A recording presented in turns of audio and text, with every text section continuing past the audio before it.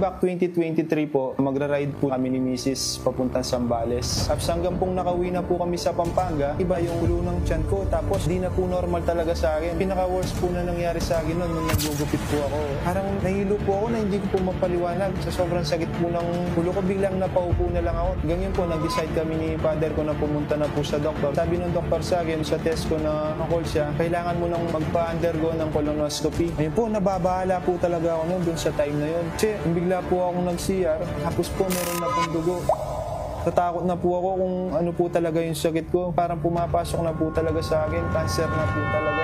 Sa kakapanood ko po ng Facebook, parang nag-bump po sa akin na isang produkto. Yun nga po yung SBG. Nag-message ko kitang HBG. Tinanong ko po sa kanila na paano po mag-order. Yun po, hanggang dumating na po yung SBG. Hanggang ita po, tinike. Bayong po matutun ng bengi. Tapos nagising ko po nga ba, pag-lunch naman po, titake yan ang po yung salbeyo na ini. Almost 2 months ko po siyang tinake bago po ako nag-undergo ng colonoscopy. Nung pag-ano ko sa colonoscopy, nung tinignan na po yun, nagtakala rin doktor, ng pelog ditang aparato do. Utala lang nikit. Tapos sabi na kay Mrs. ko, paglakwan tamo mo atani niya na, alayin mo pala ang kain niya na. Napakasaya po na sa pag-take ko ng salbeyo, balik ulit yung lakas ko at maraming po salamat sa ginawang instrumento ni God na yung salbeyo. Yun po yung buhay ko na bago po.